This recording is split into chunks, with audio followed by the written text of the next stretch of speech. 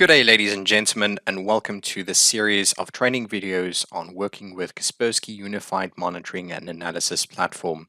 This is the fourth installment, and in this particular installment, we are going to talk about and demonstrate the enriching of events with the help of Active Directory user account data. Source systems often support user domain authentication, and if so, events may actually contain data that can be used to determine the actual account that performed any given actions. For example, events may contain email addresses, SAM account names, distinguished names or DNs, user principal names, which are all associated with that particular domain account. A configured integration between Kuma and an LDAP server gives users or administrators the option of streaming enrichment of events with domain account identifiers. This, of course, requires configuration of the account import, and this is typically done for one or several Active Directory domains. So what we need to do is we need to go to the settings and to the LDAP server on the web interface. The LDAP integration settings are linked to tenants. So if accounts from one domain are used in different tenants, you have to configure the integration settings in each one of those tenants. So we're going to click on Add Settings for New Tenant and select the particular tenant and click Add Exception. So then we need to define a connection name and secret. So this is a logon and a password for connecting to the particular domain. So from here, we specify one or several domain controllers that serve as a global directory server, or servers in this case. You can integrate by using LDAP or LDAP over SSL, which is obviously the more secure way of doing it. In the other case, you need to specify the port numbers that is intended for the SSL connections, which is 636, and we need to import the certificate. Once we add an Active Directory certificate file, which is a base64 encoded public key, and in this case, because this is a demo bench, we are safe to use an unencrypted connection. And for unencrypted LDAP connections, I will specify port 389. After which, we are going to specify the base DN of the root object, and this is to import the user accounts from, of course. And this can be a domain or a separate organization unit or OU. In my example, we import users from the entire example local domain. A limited list of attributes is imported by default, and in this list, it can be found in the documentation as well. If you have an extended domain schema, you can add custom account attributes. So, at this point, we're done.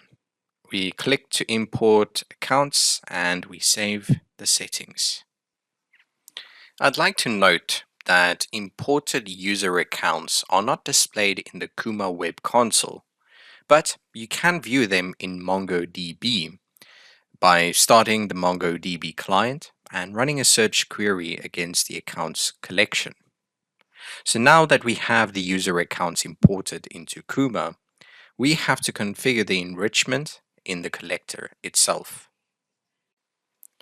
To do that, what we will need to do is we need to open up the properties of the collector for events that contain some domain account attributes. We go to the event enrichment, and of course, we go ahead and we add the LDAP accounts themselves. You can select one or several domains, DNS names, and they must be written in uppercase.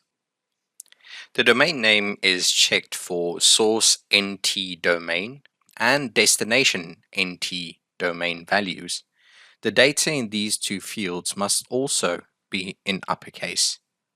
Now, let's specify the event fields that LDAP attributes may correspond to. Click Use Default Mapping to obtain a predefined mapping of event fields to account attributes.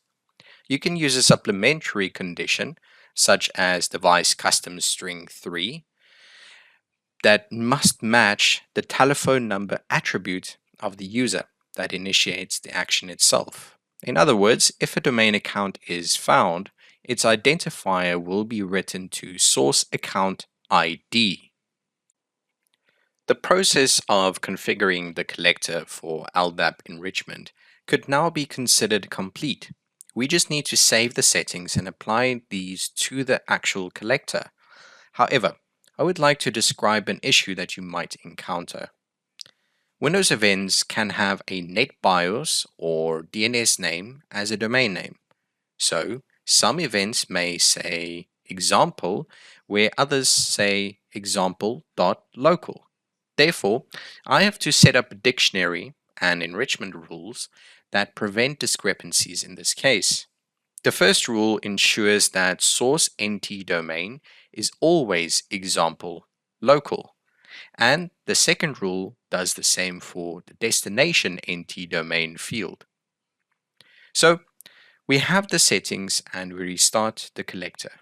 We need a restart in this case, and when restarted, the collector sends a request to the core server, pulling the account IDs and certain attributes required for the actual enrichment. We save the settings and we check that the collector has been restarted. Let's see what other changes events have undergone. When the events are enriched with LDAP data, the source account ID and destination account ID fields are populated with Kuma user account identifiers. We now see that this is more than just a user account, and it has the LDAP account ID field populated. Account ID is a hyperlink that you can click to view the LDAP attributes of the account that was triggered for this particular event and on the source server.